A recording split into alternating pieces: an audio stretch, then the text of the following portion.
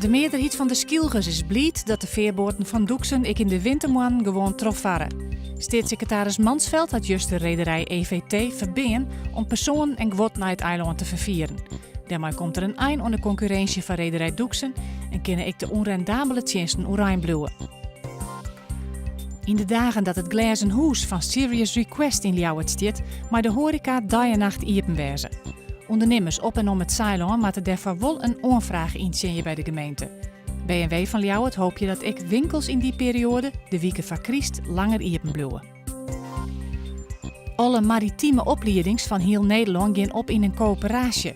Van Friesland geldt dat voor de Maritieme Academie in Haas, de zeevaartskwallen op Skilge en de maritieme opleidings in Snits en Ljouwert.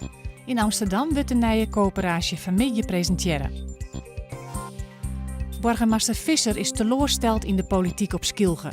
Nou vreet neemt er oorskiën. Hij had zien nocht van de ego's en de emoties die het zo'n grote rol spelen in de Skilger politiek, dat nevens Visser de zelfstandigheid van het eiland op het spul komt te staan. Joen en vannacht wat ruim. Het wordt 10 graden. Morgen uiten troch zinneskien en 15 graden, maar ik een buiken.